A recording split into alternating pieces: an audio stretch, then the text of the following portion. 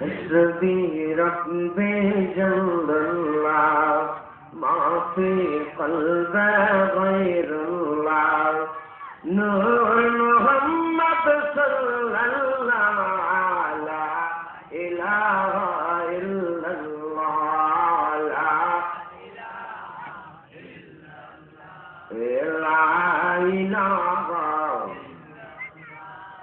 لا إله لا إله إلا الله لا إله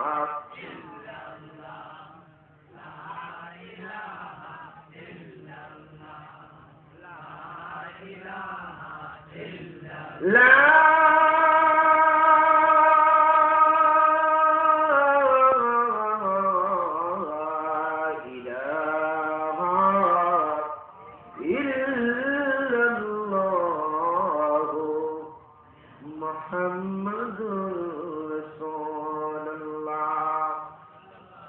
সবাই বলুন সাল্লাল্লাহু আলাইহি ওয়াসাল্লাম।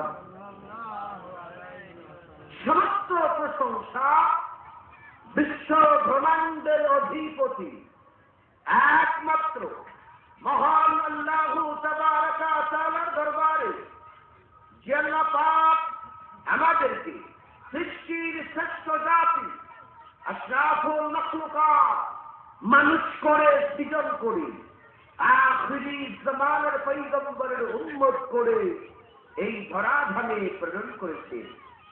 যে আল্লাহ পাক এই হাজীপুর এলাকার অন্তর্গত এক ঝাঁক আশিকে রাসূল নরসিংদী জেলা সমস্ত আশিকে রাসূল কর্তৃক আয়োজিত রাসূলের শানে দুরূদ সালাম মিলাদের মজলিসে আজকের এই নুরানি রহমতি বরকতি ইরফানি মাহফিলের মধ্যে যে আল্লাহ পাক দয়া করে মেহেরবানি করে করুণা করে আমাদেরকে আসতে দিলেন বসতে দিলেন, সে মহান আল্লাহ তাবারাকা ওয়া তাআলার দরবারে শুকরিয়া তান উচ্চ আওয়াজে মুখটাকে ভরে ভরে বলুন আলহামদুলিল্লাহ।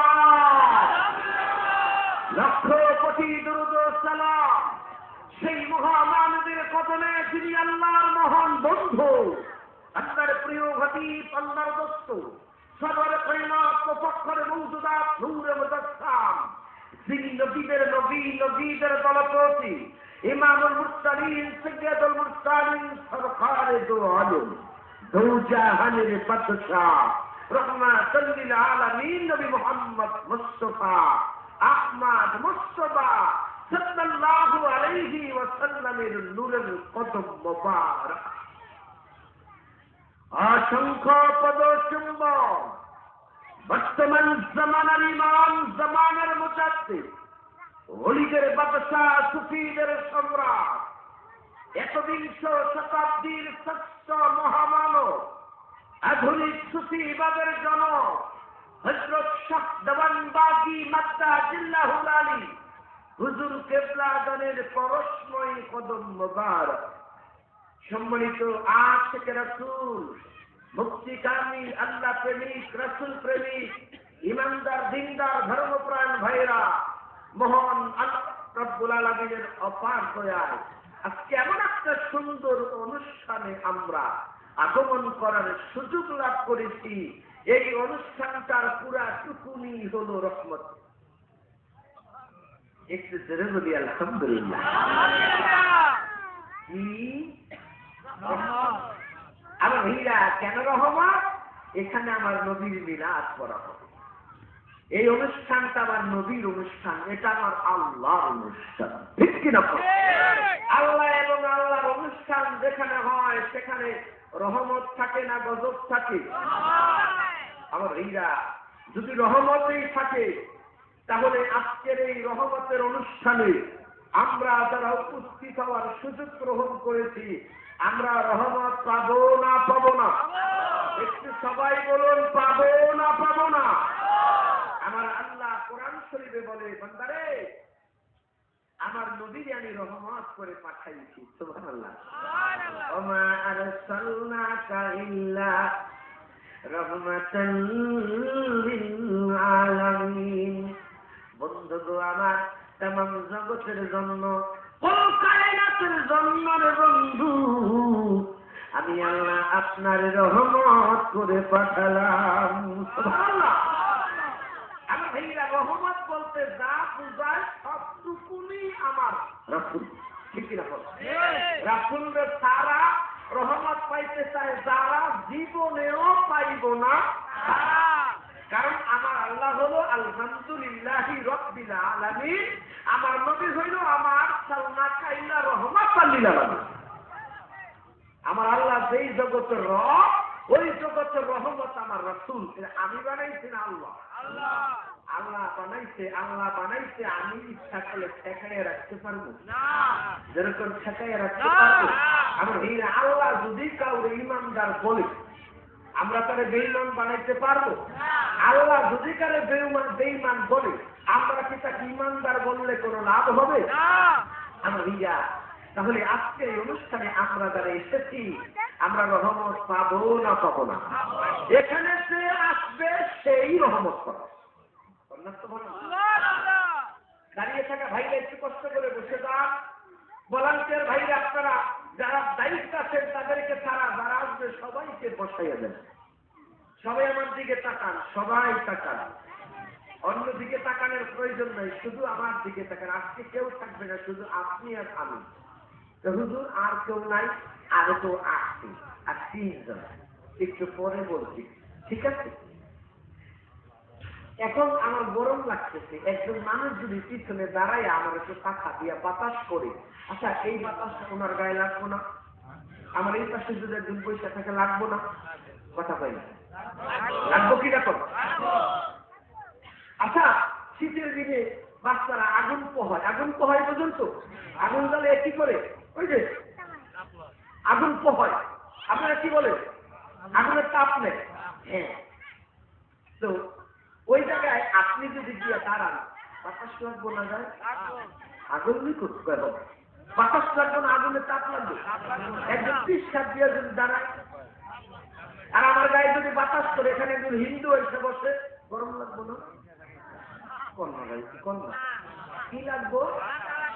তাপ না, বাতাসই লাগবো। তাহলে যেখানে বাতাস হয়, যেখানে এসির বাতাস চলছে, ওখানে হিন্দু গিয়া যদি বসে, ঠান্ডা লাগবো না গরম লাগবো?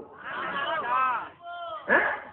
আর রাস্তার কিনারে ছেলের আগুন পোহাইতেছে, আগুন জ্বালাইয়া, সেখানে যদি একজন যায়, কি লাগবো?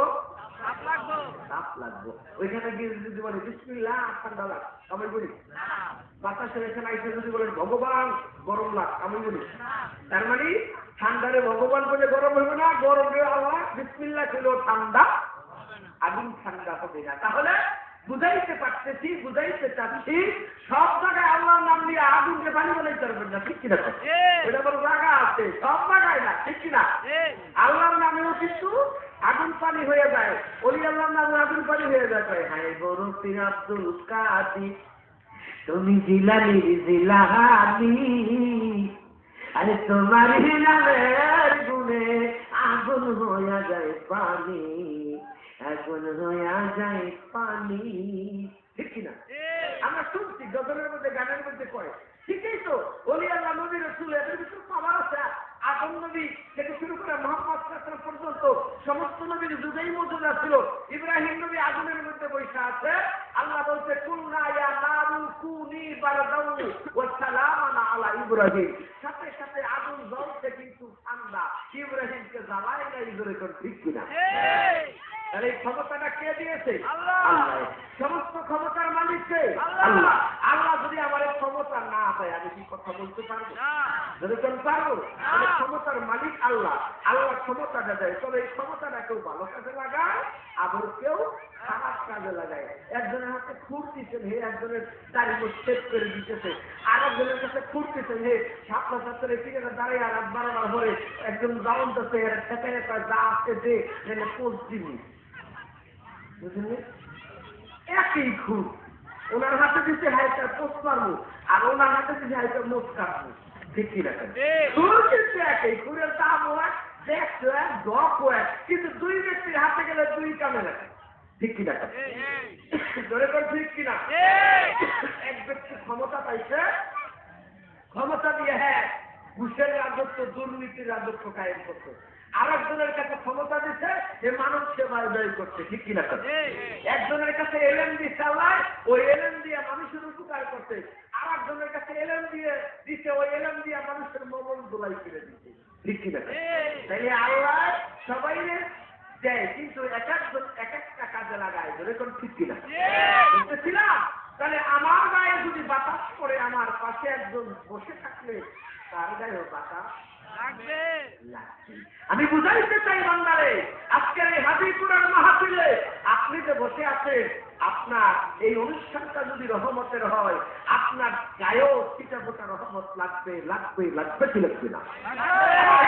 আপনি মুসলমান হন, হিন্দু হন, বৌদ্ধ হন, খ্রিস্টান হন, ইহুদি হন, নাসারা হন, কালো হন, সাঁওতাল হন, শিখ হন, কয়েক হন, যে কোন ধরনের মানুষ এখানে আসলে বসলেই সে রহমত পাবে। পাবে না, পাবে না? শুধু মুসলমানের জন্য নয়, হিন্দুর নবী, বৌদ্ধের নবী, খ্রিস্টানের নবী, চন্দ্র সূর্য আকাশ বাতাস, বৃক্ষ তরলতা, জীব বন আর পশু পাখি সব কিছুর নবী আমার নবী। জবাব দিতে হবে, বিফলতা করবেন না। কিসের আসছে জবাব থেকে জবাব দেন না কেন? এই বান্দা,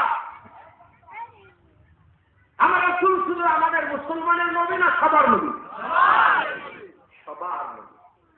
হিন্দুর নবী আমার নবী না? হিন্দু আমার নবীর উম্মত না? আল্লাহ হিন্দুর স্রষ্টা না?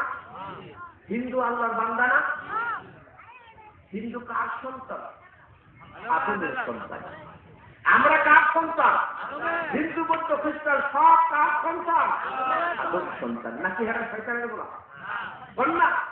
তারা আদম সন্তান, তারা খোদার বান্দা, তারা নবীর উম্মত। ধরে তো ঠিক কিনা? কিন্তু তারা হিন্দু, আমরা মুসলমান। এই জন্য হিন্দু বলে তাকে ইনকার করা যাবে না। তার মন্দির ফিরিয়ে ভাঙা যাবে না, তার উপর অত্যাচার করা যাবে না। কারণ আল্লাহ নিজেই শিখিয়ে দিচ্ছে, লাকুম দীনুকুম ওয়ালিয়া দীন। তোমার পথে তুমি আর আমার পথে আমি। তোমার ধর্ম তুমি করো, আমার ধর্ম আমি করি। এরকম বলা হয় না ধর্ম যদি না মানে জোর করে ফিরিয়ে মানো। ঠিক কিরকম? তবে হ্যাঁ, যদি ওই রকম পরিবেশ তৈরি হয়, সেই সময় যখন রাসূলের কাছে তৈরি হয়েছিল। কারণ রাসূল রাস্তাঘাটে একজন কাজ হেঁটে দেখলে মেয়ে হারাবে। যখন যুদ্ধ লাগবে তখন সেটা আলাদা বিষয়। যেরকম ঠিক কিনা? আমার কথা বুঝতে কি আপনারা পারতেছেন? আমরা হিনা। তাহলে একজন হিন্দু, তাকে অহংকার করার, হিংসার করার, তুচ্ছ করার কোন সুযোগ আমার নাই। কারণ হলো তারাও আল্লাহর বান্দা, তারাও নবীর উম্মত, তারাও আমাদের সন্তান। তারা তাদের ধর্মে আছে, আমরা আমাদের ধর্ম আছি। হ্যাঁ, তাদেরকে আমরা প্রেম দিয়া বুঝাই আমাদের ধর্মে আনতে পারবো। জোর কইরা আমার নবী কি জোর কইরা কাফেরের মুসলমান মানে প্রেম দিয়া, মহব্বত দিয়া, ভালোবাসা দিয়া, আদর্শ দিয়া, চরিত্র দিয়া, ভালো ব্যবহার দিয়া। ধরে ঠিক কিনা? বুড়ির গাছুরি নবীর মাথায়, বুড়ির দাঁত আর বকে। বুড়িমা বকুকে মোহাম্মদ রে পাইলে আল্লাহ জানি মোহাম্মদ রে গজব দেয়। মোহাম্মদ কি করছে? কও কি তুমি কি এই দেশ ছেড়ে না আর এক দেশে? তুমি জানো না মোহাম্মদ 10,000 সৈন্য নিয়ে মক্কা নগরী দখল করছে, আক্রমণ করছে। আমরা তার ভয়ে আজকে পালাইয়া ঘর বাড়ি সব ছেড়া পাহাড়ের গুহায় আশ্রয় নিতেছি। আল্লাহ জানি এখানে গজব দেয়। মোহাম্মদ সাল্লাল্লাহু আলাইহি ওয়াসাল্লাম কয়, বুড়িমা তুমি কি মোহাম্মদ সাল্লাল্লাহু আলাইহি ওয়াসাল্লামকে কখনো দেখেছো? বুড়ি কয়, আল্লাহ জানি হ্যাঁ জীবনে আমার না দেখে। আবার ভিজা। এবার বুড়ি রাস্তা দিয়ে যাচ্ছে, বুড়ি আগে আগে যায়, আমার রাস্তার পিছু পিছু যায়। এবার যাইতে যাইতে পাহাড়ের গুহার কিনারে গিয়া তারা ডাক দিচ্ছে, গুহার ভিতর কারারে আইরে বের হয়ে আয়, আমি মোহাম্মদের ভয়ে পালাই আসছি, আমার একটু আশ্রয় দে, তোরা কোন গুহায় গেছো আমারে দেখাইয়া দে। বুড়ির ডাক শুনিয়া গুহার মধ্যে থেকে কাফের মুশরিকের দল বের হইয়া তাকায়া দেখে বুড়ি দাঁড়ায় আছে, বুড়ির পিছনে দাঁড়ায় আছে যেই ব্যক্তি গো, এই ব্যক্তি হইল নবী মুহাম্মদ সাল্লাল্লাহু আলাইহি ওয়াসাল্লাম। শুধু দাঁড়ায় না, বুড়ির গাছড়ি আমার নবীর মাথায়। এইবার পাহাড়ের কাফের মুশরিকেরা বুড়ির দিকে একবার তাকায়, আমার নবীর দিকে আরেকবার তাকায়। তাকায় আর কই বুড়ি রে, যার ভয়ে মক্কা নগরী ছাইরা পাহাড়ের গুহায় আশ্রয় নিলাম গো, ওই মুহাম্মদের মাথায় কোন সাহসে গাছড়ি দিলি? ওই বলো কি? বলে হ্যাঁ, এই তো সেই ব্যক্তি যার ভয়ে আমরা পালায় আসছি। এবার একবার বুড়ি আমার নবীর নূরের চেহারার দিকে তাকায়, আর একবার পাহাড়ের গুহার ভিতরে তাকায়। তাকায় আর কয়েক কারারে পাহাড়ের গুহার ভিতরে আশ্রয় নিত। একজন ভিতরে থাকবি না, সব বাইরে হয়ে আয়। সত্যি যদি এই লোকটা নবী মুহাম্মদ হয়ে থাকে, খোদার কসম করে বলতে পারি, এই মানুষ কোনোদিন খারাপ মানুষ হতে পারে না, এই মানুষ কোনোদিন মানুষ মারতে পারে না, এই মানুষ কোনোদিন মানুষের ক্ষতি করতে পারে না। তিনি যদি সত্যিই নবী মুহাম্মদ হয়ে থাকে রে, আয় আয়, সব চলে আয়, আমরা কলমা পড়ে এই মুহূর্তে মুসলমান হয়ে যাব। মুসলমান, আমি হুজুর যদি আমার সামনে বুড়ি গালি দিত, আমি কি দিতাম? বুড়ির মাথার গাছড়ি ফেলে একটা বেঁধে নিতাম না? কি ভাই কথা বুঝেন না? বোঝেন না? আমার ভাইরা, আমার নবীজি ভালো ব্যবহার দিয়া, উত্তম চরিত্র দিয়া, উত্তম আদর্শ দিয়া ওই যুগের কাফের মুশরিক মানুষ গোলারে মুসলমান বানাইছে, ঠিক কিনা? এই মুসলমান, একজন ইহুদি মদিনার মসজিদে গিয়ে পেশাব করতে শুরু করলো। আমার ভাইরা, মসজিদের ভিতর যদি পেশাব করে, আমি হুজুর হইয়া কি করবো? দরকার কি করবো? জবাব দিয়ে কথা সত্যি নেই, মোবাইল দেখাচ্ছে না, বুঝুন আরো সামনে আগে বসুন। প্রশ্ন করলে জবাব দিবেন, বুঝবো কি আপনি আমার কথা বুঝতেছে পারবেন জবাব দিতে? জানবেন আমার বোবা মানুষের দরকার নেই। মসজিদের ভিতরে যদি পেশাব করে, আমি হুজুর, আমার সামনে একজন পেশাব করে, তাও যদি কাফের মুশরিক কোন হিন্দু কি যদি মুসলমানের মসজিদে পেশাব করে, বলতো আমি হুজুর কি করবো? আমি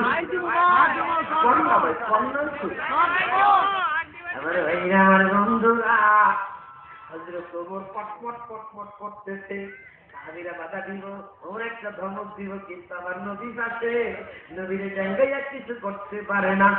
এবার আমার নবী বলে কিছু কর না, চুপ কর, একটু থামো, লোকটারে আর একটা সাফ করতে দাও। পেশাব একটা আরামের জিনিস, পেশাব একটা শান্তির জিনিস। লোকটা পেশাব করতেছে, এই মুহূর্তে তার যদি ধমক দাও, পেশাব আজকে লোকটা মারাও যাইতে পারে। এর কিছু কই না, শান্তি মতন পেশাব করতে দাও। এবার যখন লোকটার পেশাব করা শেষ হয়ে গেল, আমার নবীজি লোকটার কাছে গিয়া বলে, ভাই আপনার পেশাবে ধরছে, যদি আমার আগে কইতেন আমরা আপনার পেশাবের জায়গাটা দেখাইয়া দিতাম। এটা তো পেশাবের জায়গা নয়, এই জায়গায় আমরা মুসলমানেরা খোদার নামাজ পড়ি। ও ভাই, তুমি এখানে পেশাব করো না, আসো আমরা তোমার পেশাবের জায়গা দেখাইয়া দেই। ভালো তো, আজকে আমি নবী এখানে ছিলাম, যদি আমি না থাকতাম ওমরের হাত থেকে তুমি বাঁচতে পারতাম না। এ ভাই, এই জায়গায় তুমি পেশাব করো না, আমাদের একটা পেশাবের আলাদা জায়গা আছে, এই জায়গায় আমরা মুসলমানেরা নানা জায়গায় করি। আমার নবীর উত্তম চরিত্র, উত্তম ব্যবহার দেখিয়া লোকটা এবার কয়, আমি জানতাম, আমি শুনছি এই নবী নাকি বড় খারাপ নবী, মানুষের নাকি উল্টা পাল্টা অত্যাচার করে, মানুষের সঙ্গে নাকি খারাপ ব্যবহার করে। আজকে দেখলাম এই হইল সত্যিকারের নবী, আসলে আপনি নবী, আমি পরীক্ষা করতে আসছিলাম। আমি বুঝতে পেরেছি এই তো জগতের নবী, এই তো রহমাতুল লিল আলামিন। আমার বুঝতে আর বাকি নাই হুজুর গো, আর দেরি করে লাভ নাই, আমারে পড়াইয়া দেন না। ইল্লাল্লাহু মুহাম্মাদুর রাসূলুল্লাহ সাল্লাল্লাহু আলাইহি ওয়াসাল্লাম। আমার ভাইরা, আমার বন্ধুরা, আমার নবীজির ব্যবহার কেমন ছিল, আমাদের ব্যবহার কেমন? নবীজির আদর্শ, নবীজির চরিত্র, নবীজির গুণ যদি আমরা ধারণ করতে না পারি, আমরা কি নাইবে নবী হতে পারবো নি? যেরকম পারবো নি। এ মুসলমান বলতেছিলাম গো, আদম নবী থেকে শুরু করে মুহাম্মদ সাল্লাল্লাহু পর্যন্ত কোন নবী রাসূল কি মুসলমানদের মুসলমান বানাইতে জগতে আসছে, নাকি কাফের মুশরিক ইহুদি না তারা? আমার ভাইরা, দুনিয়ার কোন নবী রাসূল মুসলমানদের মুসলমান বানাইতে আসে নাই, তারা কাফের মুশরিককে মুসলমান বানাইতে আসছে। আমরা এখন খালি ঘুরা ঘুরা মুসলমানদের দাওয়াত দিই, মুসলমানদের দাওয়াত দিই, হিন্দুর ঘরে যাই না, বৌদ্ধর কাছে যাই না, খ্রিস্টানের ঘরে যাই না, কেন কলমার দাওয়াতও দেই না। তারা কেমনে মুসলমান হইল? তারা দেখলে ইনকার করি, সুস্থ করি, বকা দিই, গালি দিই, ধাক্কা দিই, সরিয়ে দিই, ইনসাল করি, করি না? এটা তো নবীর চরিত্র নয়, এটা তো আল্লাহর চরিত্র নয়। আল্লাহর চরিত্র হইল তারা কাফের মুশরিককে মুসলমান বানাইছে, তারা কাউকে কোনোদিন ইনকার করে নাই। আমার ভাইরা, নবীর বাড়িতে ইহুদি আসছে, ইহুদের বাড়িতে নবী গেছে, ইহুদের বাড়িতে আমার নবী দাওয়াত খাইছে। ঠিক কিনা? ঠিক কিনা? আমার ভাইরা, আমি নবীর কথাটাই আপনাদের কাছে বলতেছি। আজকের এই মাহফিলে হিন্দু আসতে পারে, কথাটা শুনিয়া অনেকে মনে মনে রাগ করতেছে, দেখো দেখো দেখো হিন্দুরে ডাকে মাহফিলের মধ্যে। বাবা, হিন্দুরে ডাক মনে হয় কারে ডাকবো? হিন্দু আইসা যদি আমার এখানে বৈশা আমার কথাগুলো শোনার পরে আল্লাহ নবীর প্রেম লাগে, সে তো আমার দলে আইও মরতে পারে। ঠিক না? ঠিক না?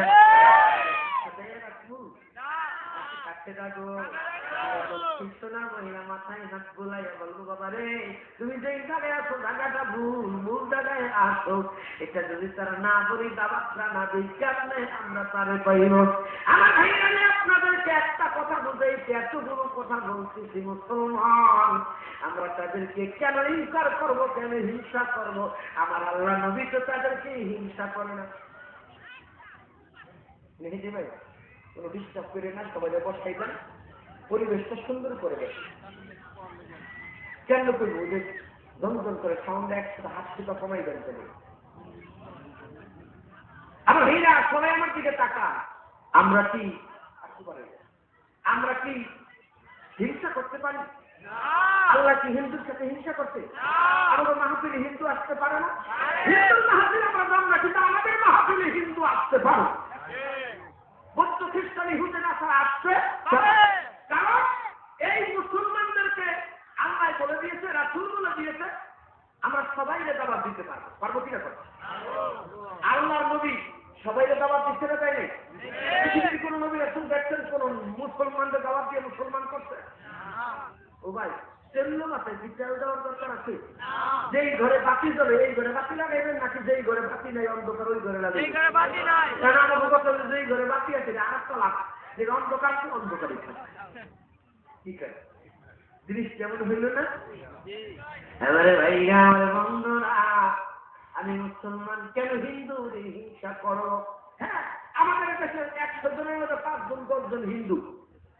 আমরা তাদেরকে ইনকার করে তাদের মূর্তি বানালাম, মন্দির বানালাম, তাদেরকে রাস্তায় ভেঙে মাইক দিলাম, তার দোকান থেকে ভেঙে নিলাম। ভাই, ভারতের দিকে তাকিয়ে দেখেন, তারা তো আবার হিন্দু বেশি, মুসলমান কম। এরা যদি আমাকে মুসলমান বলে মারে, আমরা তো দিশাও নাই, পাসপোর্টও নাই, টিকিটও নাই, যাইবেন কেমন, ঠেকাইবেন কেমন? কি করা কথা ঠিক কিনা? আমাদের দেশের অল্প হিন্দু বৌদ্ধ খ্রিস্টান আছে, তাদেরকে সম্মান করবো, তাদেরকে কি করবো, মানে দেখে রাখবো, তাদেরকে আমরা শেল্টার দিব। ওই দেশের লক্ষ লক্ষ কোটি কোটি মুসলমান, ভারতের 150 কোটি মানুষের ভিতরে প্রায় 30 কোটি মুসলমান। আমাকে তো সেটা মুসলমান, এর থেকে বেশি ভারতে মুসলমান। ঠিক কিনা? 15 কোটি মানুষ, 15 কোটি মানুষের মধ্যে ধরেন 14 কোটি মুসলমান, ধরেন আর বাকিরা অন্য জাতি। আর ওই দেশে আমাদের থেকে ডবলের বেশি খালি মুসলমান। আমরা যদি আমাদের দেশের হিন্দুরে বৌদ্ধরে খ্রিস্টানদের তাদেরকে যদি অত্যাচার করি, ওই দেশের তারা যদি আমাকে অত্যাচার করে কি করে? বিভিন্ন দেশে তো মুসলমান আছে, আমেরিকায় খ্রিস্টান আছে, দেশে মুসলমান আছে না? ইতালিতে মুসলমান আছে না? ইতালিতে বেশিরভাগই বৌদ্ধ কিন্তু মুসলমান আছে নাই? সব দেশে মুসলমান আছে। ওই দেশের সব মুসলমান যদি আমাদের মুসলমানদেরকে মারে, আমরা কি ঠেকাইতে পারবো? বিমান বাড়াইছো নাই নিয়ে যাই কেমনে একেই বেরোতাম নেই। মায়ানমারে কিছুদিন হয়েছিল, শুনছেন দেখছেন?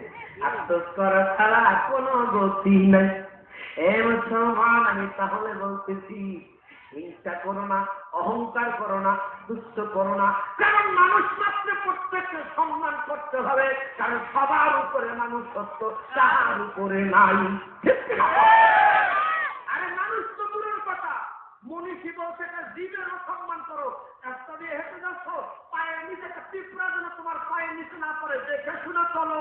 কারণ জীবে দয়া করে যেজন সেজন সেদিকে ঈশ্বর। ঈশ্বর বুঝাই ওরা বুঝাইছে আল্লাহ। তবে আল্লাহকে জীবের ভালোবাসে না, বাসে না? যেই ব্যক্তি জীবের উপর দয়া করে সেই ব্যক্তি ঈশ্বরকে পায় না, ঈশ্বরকে না। যেই ব্যক্তি জীবের দয়া করে সে খোদার দাম মতো হয়, পায় না? পায় না? একটা চেষ্টা মহিলা সারা রাত্রি খারাপ কাজ করে গোসল করার জন্য কূপের ভিতর নামছে। গোসল করে কূপ থেকে উঠিয়ে যখন রওনা করলো, তাকায় দেখে দুপুরে রৌদ্র হয়ে গেল, প্রখর রৌদ্র। একটা কুকুর পানির পিপাসায় জিহ্বাটা বের হয়ে গেছে, জিহ্বাটা বের হয়ে কুকুরটা হা হা করতেছে। কূপের ভিতর কেমনে পানি পান করবো? আমার ভাইরা, কূপের ভিতর পানি পান করতে হলে বালতি দিয়া পানি তুলতে হয়। কুকুরের কি বালতি দিয়া পানি তোলার ক্ষমতা আসেনি। এবার কুকুরটা জীবন যায় অবস্থা। ওই মহিলা দেখে মনে মায়া লাগলো, হারে কুকুরটা পানির জন্য এত কষ্ট পাচ্ছে, আমি কুকুরটার একটু পানি পান করাই। আমার ভাইরা, মহিলাদের কাপড় লম্বা থাকে, কেনা থাকে না? গোসল করা অবস্থায় ওই মহিলার লম্বা কাপড়টা কূপের ভিতর ছেড়ে দিল, কিন্তু কাপড়ের আঁচল দিয়া পানির মধ্যে ভিজলো। এবার শাড়িটা টেনে টেনে তুললো, ওই ভিজা অংশটুকু একত্র করিয়া পিঁপড়েয়া কুকুরের মুখের মধ্যে দিয়া কুকুরকে পানি পান করাইল। আমার ভাইরা, কুকুরটা পানির পিপাসায় কাতর ছিল, পানি খাইয়া কুকুরটা সুস্থ হয়ে গেল। আমার ভাইরা, আমার বন্ধুরা, এই ঘটনার কারণে আমার ওই দশটা মহিলাকে মাফ করে দিয়া তার জন্য জান্নাত ওয়াজিব করিয়া দেয়। বান্দারে, একটা কুকুরকে পানি খাওয়ায় যদি একটা বেশ্যা মহিলা জান্নাতি হতে পারে, আমরা একটা মানুষকে ভালোবেসে জান্নাত পাইতে পারি কি পারি না? বান্দারে, ওই ব্যবহারে বংশের পরিচয়, ঠিক কিনা? ব্যবহারে বংশের পরিচয়। আমার ভাইরা, ব্যবহার দেখলে বোঝা যায় কে কেমন বংশের সন্তান। এরে মুসলমান, আমি যে কথা বলছিলাম গো, হিন্দু বৌদ্ধ খ্রিস্টানের সঙ্গে আমার আল্লাহ তো হিংসা করে নাই। করছেন ধরে করছেন? আপনাদের কাছে জিজ্ঞেস করি, হিন্দুর বাড়িতে সূর্যের আলো পড়ে না? এগুলার বন্ধ করেন, আমরা কি করেন দাঁড়িয়ে দাঁড়িয়ে? এটা কি গল্প গুজব করতে এখানে বাচ্চারা খেলে, আপনারা দাঁড়াই দিচ্ছেন।